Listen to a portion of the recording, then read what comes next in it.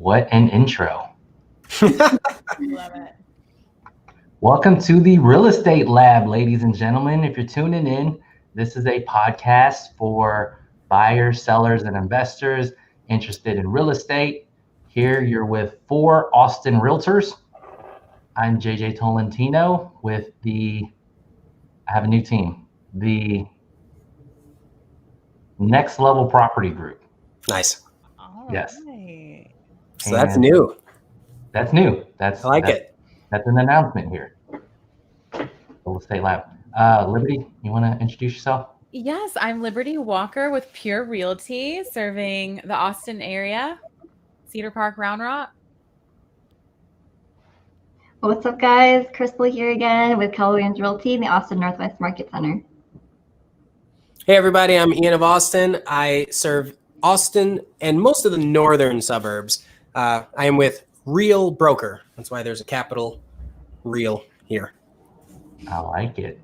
Yeah, so what we do in the Real Estate Lab, we're in the field, we're working super hard for our clients and our customers, and we come across a lot of different topics. And a common one is whether, if you're a buyer out there, whether you should buy new or buy resale. And, we're talking about new construction or an older home. Some things to consider are maintenance, cost, the fact that you could customize depending on which one you choose. And another thing to factor in is the potential value of the property. You're with 4 realtors here. If you're ever looking into this, you want to ask us or your realtor to look at the historical trends, to check out the sales. I think it's good to check recession to recession to see the growth, see where you're at in the economy.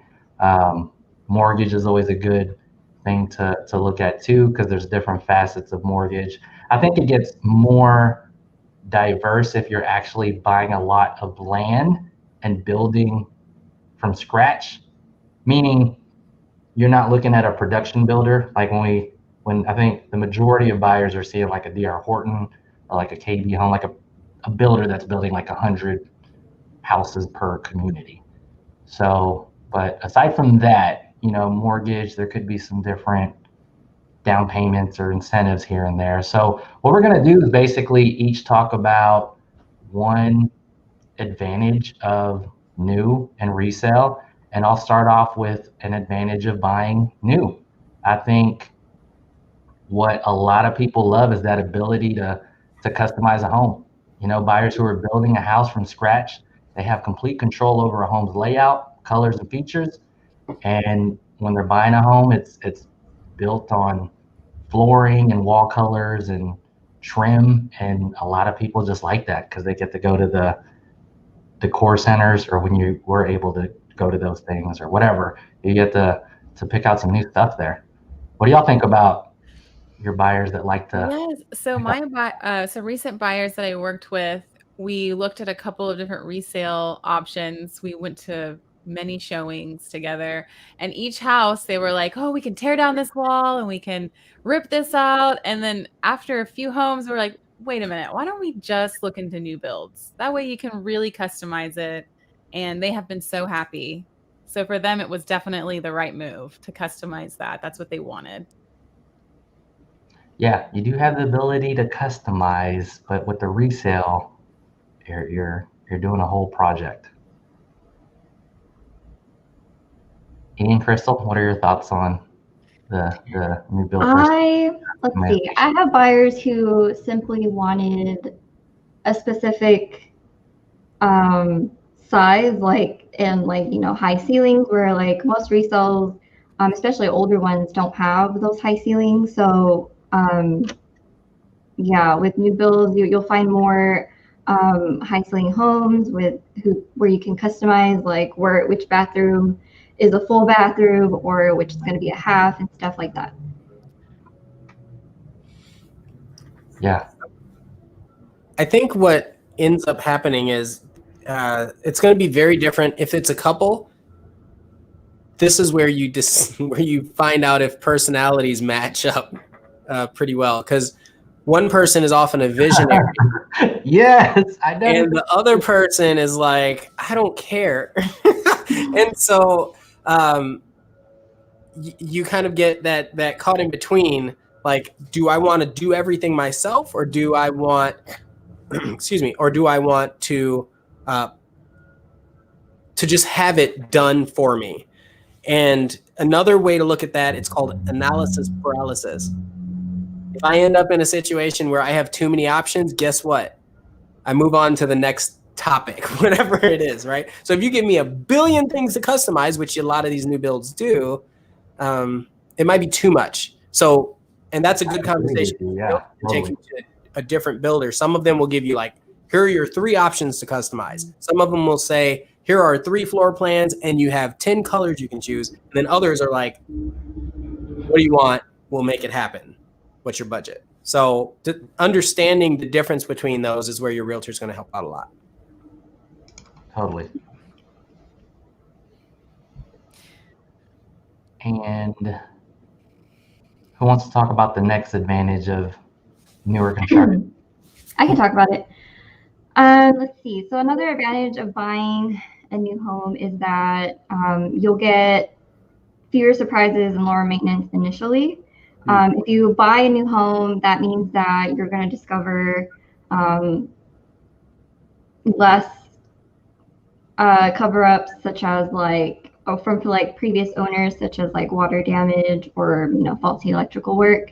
Everything's going to be completely new. You're going to have a new roof, new plumbing, new HVAC. All the stuff that's going to cost you a ton if you buy a resale.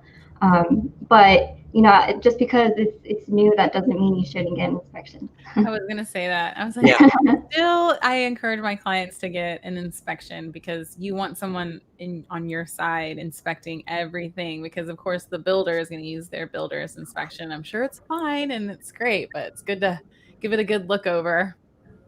Yeah, right. And generally speaking, the builder setup, and again, it's like the production builders, they have a really good sales system. And even when you walk in as a buyer, let's say you don't even have representation, you will feel like that on-site sales agent is on your side. They're walking through everything. They even tell you, like, don't worry about inspectors because we go through so many inspections. We have 50 inspections. And it feels comfortable, and the model home is like super awesome. But get the inspections, because I've had clients get inspections with the new builders, and there's tons of stuff that comes up. It's good for peace of mind, and those builders aren't perfect either. It's good to have a good set of eyes. It's good to have representation in general. It's good to have sales representation, your own inspector representing you. Definitely worth checking out on new construction too. Definitely on old construction as well. I would say, as far as my transaction history, as many deals as I've done, it might be split 50-50 between new build and resale. And from there, I would say another 50%, so cut that in half, 50% of those people that buy new builds get an inspection. And every single one of them has items that show up on the inspection report. They do. Everyone. Yeah. And that's independent of what the builder does. And that's not good or bad. What happens is you have all these builders that are getting crews of people that are putting the home together, and you can't, it's hard to manage 1,000 people building 100 homes. You can't be perfect. It's really hard. So the builders have to pay close attention, and they could use the help from the inspectors. And when we're representing our clients, we want to make sure that they're represented fairly, not just assuming that the builder's going to do everything the right way. No offense to the builders. Builders are great. Love them. But at the same time, we want to protect our clients. For sure. Liberty, you got another point about new homes being advantageous? Yeah, so one really amazing thing about going with a new build are the amazing warranties that come with the home. And it covers that first year of what you would want your home warranty on a resale to cover. Covers your major appliances and the siding and the structural integrity of the home. And then, depending on the builder, they have different, you definitely want to find out beforehand what those warranties are, but some of them cover all the way up to 10 years, cover the roof. Now, that's typically when we see roofs life coming to an end. But at least you can have that peace of mind that it is going to be covered, and you won't hopefully incur a lot of expenses with major problems going out, like a roof or something like that. What do you think, AJ? You think that's worth it? Yeah, I think, the way I tell my buyers is warranties, insurance, and it depends on the builder, because there's like mom and pops builders that might do like 12 units a year or less, somewhere in the city. The big production builders, I think those are kind of the general, like, I'm getting new construction in, 300 in Pflugerville or something like that, Round Rock, 400.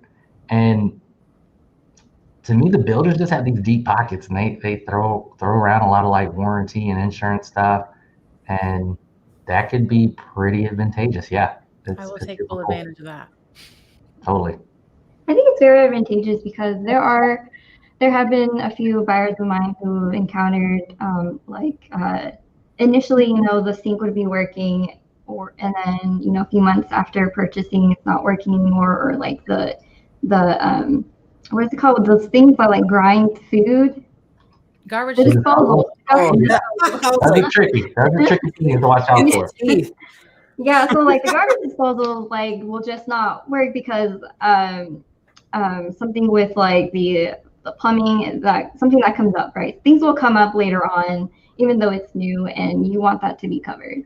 So it's definitely something to ask builders if you're considering new. Yeah, and I'm going to agree with that. I think most people value a warranty. The question is always, what does it cover and for how long? And it does vary from builder to builder. Even if the numbers are all, we'll do this for 1 year, this for 2 years, and this for 10 years. You want to look at the fine print. And if your realtor has gone through and worked with multiple builders, then knowing that fine print can be important. For example, one might cover the foundation for 10 years and the roof, where the other one will only do the roof if it's a natural disaster. It's like, well, I mean, but what if your guy was walking on it and kicked the shingle off? Like, I don't want to have to pay for that. So the warranty, it's important to understand the differences between the warranty. Just like if you're buying a car. Mm-hmm. Except this is a lot more money, maybe. Yeah. Even on resales, you purchase a warranty, you have to look into it. Like, still look into everything, even if you're working with the builder. And again, just like Ian said, you have an agent to walk you through their experiences at different warranties, at different levels and different coverage and all that they've seen. Yeah. You have it for new homes, Ian? Yeah. So energy efficiency is really important, and modernized things like windows, for example. Yeah. I love when I can walk in and tell that the windows are going to save my clients a lot of money, right? You can tell if it's easy to clean because you can pull them in instead of having to run outside and clean them. There's just little things like that. How clear, because windows are expensive. They're super expensive. So yeah. I mean, you know what I hate is like a resale that's like a flip. And then they didn't do the windows. Yeah. And you're like, the windows. I don't think they forgot the windows. They forgot it. We're not going to make our profit if we replace the windows, because $30,000 on an average size house. So energy efficiency, and some of them are coming with solar panels already installed, which is really cool. Yes, I love that. New, definitely a hot thing. Yeah, there are. Oh, wait. Sorry.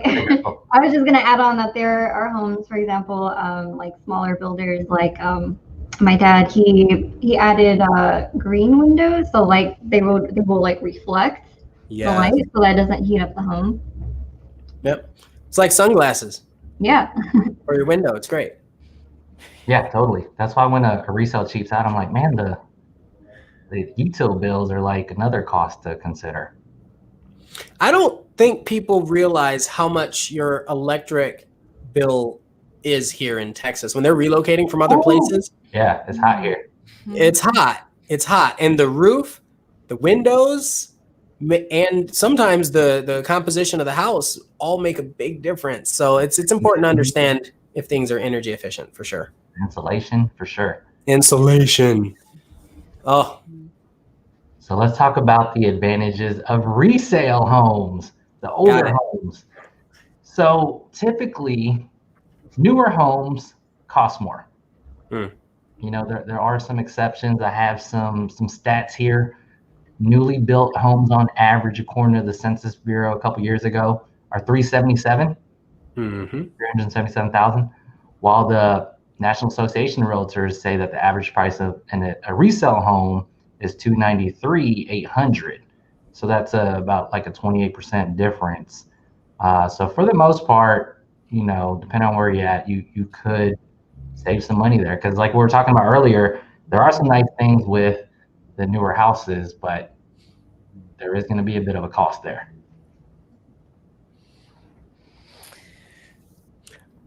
I kind of want to play devil's advocate with this a little bit, because sometimes, especially in our market in Austin, it's a little bit harder to win the offer on a resale home versus like walking into a new build and they want to give it to you. And a lot of new builds give some great incentives on down payment assistance and earnest money. Like, this is a lot of money that you might be able to save on the front end, which you could maybe balance out with the a little bit more price per square foot of a new home. So you have to kind of weigh those, in my opinion.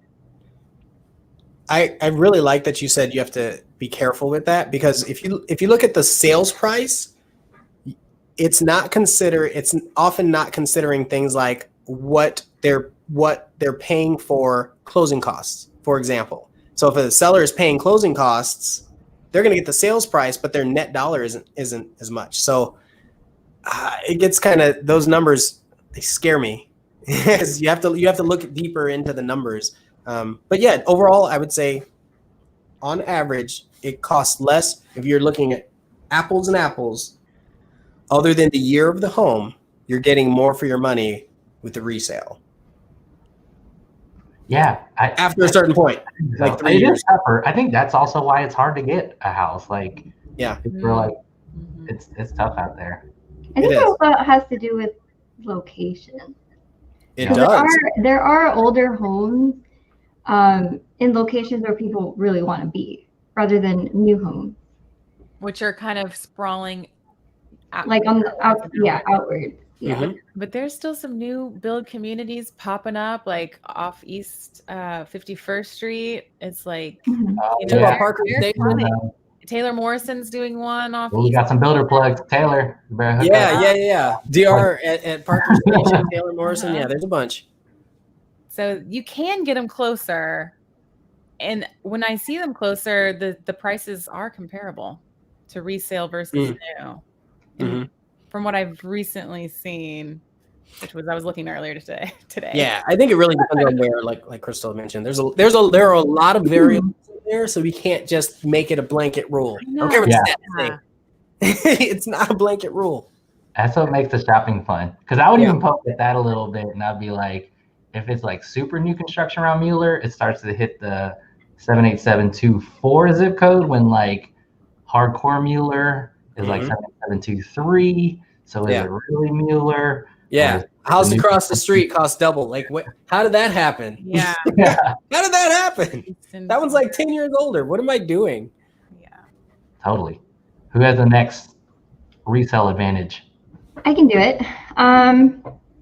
So I guess the next one will be that sometimes there are, preconceived notions that resale homes are structurally weak, but some older homes are actually, they're built with really, heavy duty, strong timber back in the day. And, they have a pretty solid foundation still. Most of them, maybe there'll be some settling, but it's supposed to be structurally okay.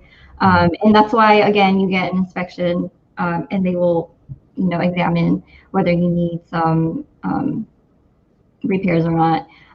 But all in all, resale homes, even though they're just a little bit older, or maybe sometimes a lot older, they're built to last. Totally.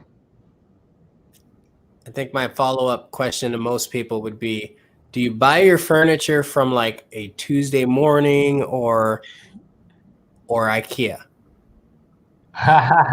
Or Goodwill. Or Goodwill. Yeah, because you can find things that are, I'm going to use the term ancient. Maybe I'll say classic. Wait, maybe I'll say vintage. It doesn't matter. The point is, when you go back to certain time periods, the quality of construction, especially when it's handcrafted, is far superior to the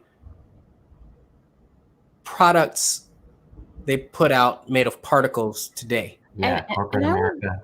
I would say because it's about profitability today. Where I'm not saying it wasn't before, but it was just easy to get lumber. Today, the cost of lumber, I think I saw it was like $17 or something. I'm thinking, why is lumber so much money? Because supply and demand. Anyway. For real. Mm-hmm. Yeah. So cutting corners is the only way for production builders to make some profit. I didn't really know the difference until I was doing a deal in Millwood where it was like 60s, 70s homes. Mm. The inspector was like knocking on the siding and he's like, these houses are built like tanks. And I was like, tell me more about that. Yeah. Just talking about how they didn't cheap out back then and you got these like nice lots. And this is how I explain it to my buyers. I say, hey, corporate America came through in the 90s and they figured out how to marginalize land lots and lumber, like Ian was talking about, and they know how to put out a product that you're going to pay for, and it's all out there. So, yeah. I just want to throw, there was a builder that built a house so fast and for so cheap. Instead of using like full pieces of wood, like standard 2x4, at 10 foot or 12 foot or whatever they are length, they actually took 2 6-foot, they were thinner, and they like put them together like this and then put a little piece of metal and stapled it. And that was every wall across the house. Oh my goodness. I said, there you go. I mean, it just, it blew my mind. What's up? And a lot of builders, you can kind of research, because some of them have been around for 20 plus years in this Austin area. You can talk to inspectors and they will tell you, they're like, oh, this builder, they're going to have a problem with this because they use this product. Yeah. And so that's some good insight that your realtor can give you when you're trying to choose which builder to go with. Yeah, vendor experience is key. Can I drop a bomb? On a builder? Just no names. I'm so curious what builder that is. You might have to tell me later. Later, not public. Not a real estate lab. Yeah. Praise in public, punish in private. Right. That's what it is. So here's the bomb. Do you know what it takes to be a builder in Austin? I know you got to get a lot of permits. $1 billion. Subcontractors. It takes a $50 permit with City Hall. No, but the permit might take you 6 months to get. Yeah, but that's it. Like, you don't have to prove anything. You don't have to be licensed to be a general contractor. All you have to do is get a permit, say you have an LLC, hopefully you're insured, and then you're a builder. Now, hopefully you have capital, but some people can just find some blueprints and say, hey, I can build this for you, and then boom, go ahead and do it. You have a lot of people that are investors that think just because they flipped a couple homes, they can go out and start building themselves because they know all the right people. And I'm not saying that it's not possible. I'm just saying it doesn't take as much as people assume. So when you're going to a builder, you do want that representation. You do want to be cognizant of who the builder is and what they're offering and what they're charging and if they're protected. Yep. Good point. Because if it's Joe Bob and he has a capital of like $10,000 and he's just hoping that you give him a $50,000 deposit so he can build your house, what happens if he takes off to Costa Rica? Just saying. Sorry, I didn't want to be negative. I said it was a bomb. It was so quiet after. Hey, I've seen these builders. I've seen one off of Riverside Mm-hmm. And what's funny is they ended up with a funny realtor and some funny pricing, and I was just like, yeah, it's a fishy project. it just feels fishy. Like I smell it from over there. Yeah. Well, What's another I'll advantage lead of us resale? I'll lead us into a positive from that one. Please. Do it. One good thing about one thing that I view as a positive about resale homes is the unique charm and the difference from home to home. Like a lot of these built communities, they're getting better, but if you go into an older established neighborhood with big beautiful trees and each porch looks different, it's just there's a different vibe to it. And I always think about like Chip and Joanna Gaines, like they're like pulling back the carpet. They're like hardwood, you know. Have some shiplap. There's some shiplap. Yeah, I think just like when you said IKEA, I was like, oh my God, the IKEA builder. But then furniture-wise, I'm going back to that analogy. Like it's kind of like an antique, like a mid-century modern. Like it's just a cool piece of property. Mm-hmm.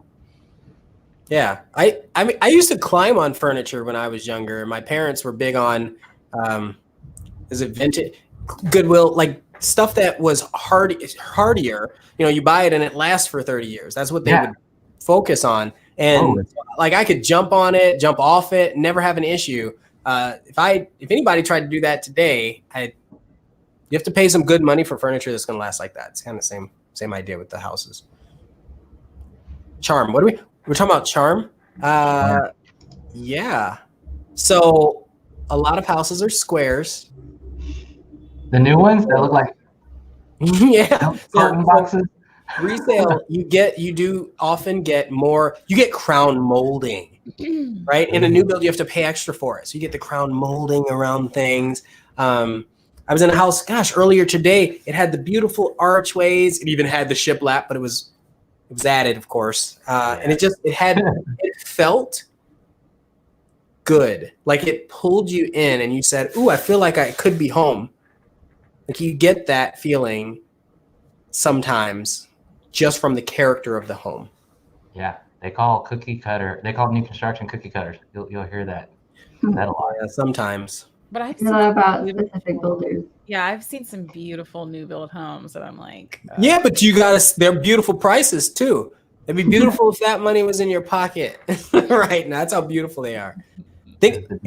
Was it Liberty or Crystal? One of you mentioned trees. Yes. And so I was originally thinking, like when I first was thinking new homes, I'm like, well, I'm obsessed with trees. Like I have to have trees. Yeah, you're not getting that in. Feel good.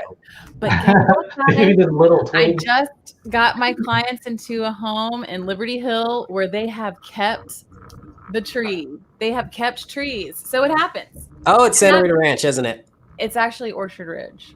Oh, okay. Well, it's nice. Yeah, some builders will make that concession, but I would say, what would you say? 80% of the time, you're not getting a nice tree if you're going with a new build. You have to go resale an established neighborhood to get those beautiful big bold trees and shade. Back to the house that I showed this morning, there was no covered patio, but there were 2 giant oak trees. No sun was getting through that canopy. It was gorgeous. Yeah. I don't want to mow after it, but it was gorgeous. Yeah, lots and trees. It's awesome. What's the fourth advantage to resales, Ian? So walkable neighborhoods, sometimes you get this with new builds if they're building a master planned community, but most of the time, if it's a resale community, it's already there. So if I want to be able to walk to maybe a Quick Mart or something, a little grocery store, a corner store they called them back years ago. If you want to walk to the corner store or have a hiking and biking trail, you already know where that is, where the park is, where the schools are. Where in new construction, they're still trying to figure it out. They might show you a plan, but it's not there where you can go walk it and feel it and see it. And so with a resale, you get that. You have that flexibility.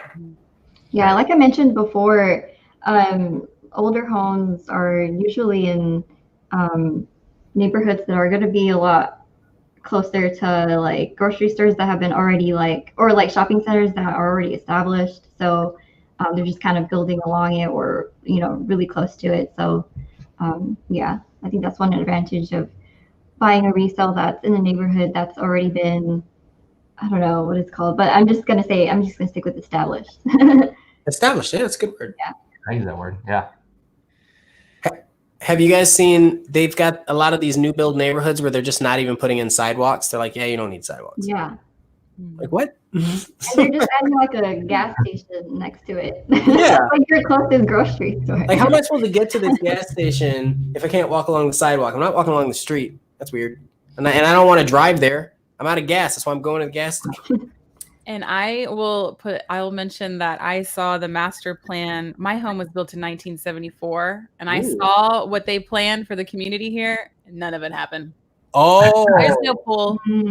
There's no metro here. There's no metro rail here. Yeah, so it never happened. And they've had a long time to work on it. Yeah, plans change. That's a really good point. If it's a resale, it's there versus what they promise and sometimes don't deliver upon. Right. Well, that's a good one. Yeah, that's a good point. I do think. Very good point. Yeah, look, it goes back to location. So, I mean, whether you're buying new or used, these are all the different factors that you're going to be talking to yourself about, or your significant other, your family about. You choose your values. You talk to your realtor, and that's the beauty of shopping, y'all. So that ends our podcast for today's buy new or resale discussion. Y'all want to share any more contact info or any last words? Ladies first. So my email is CARTEAGA, which is just my first initial and my last name, which is down there, at kw.com. My phone number is 512-650-0401. I'll give my email address if you have any questions about what your goals are, timeline, because I would say too, timeline is so important. There's so much more to talk about this. So my email is libertywalker@purerealty.com. Let's talk about it. Go ahead, Ian. So you can find me online as ianofAustin. If you can't find my phone number, then it's under ianofAustin. In fact, I did this. We've got this little. There we go. Let me get rid of that. Oh, there you go. So all of our Instagram is right here. So we've got that. If you want to reach out to any of us on Instagram, there's our tags. That's actually my personal. That's okay. I thought it was cool. I was like, I'm sharing it. Oops. Okay. That's fine with me. Oh. Mine's are kind of personal and business. I know. I have my business kind of like in the description, so people can like directly just click on it. Got it. Very cool. So it's fine. It's fine. I mean, I can't take it back. It's live. Yeah, my info was there. It's funny when you did this, my name disappeared. But I'll put it back. Here you go. My cell phone number's there. And there you for go. now, tolentino@kw.com is my email. And we appreciate y'all tuning in. We're going to do this every Friday afternoon. Get your weekly dose of real estate advice from your 4 favorite realtors. I love it. Awesome, guys. Thank you, everybody. Thank you. Later. Y'all have a good Friday. Happy Bye. Friday. Happy Friday.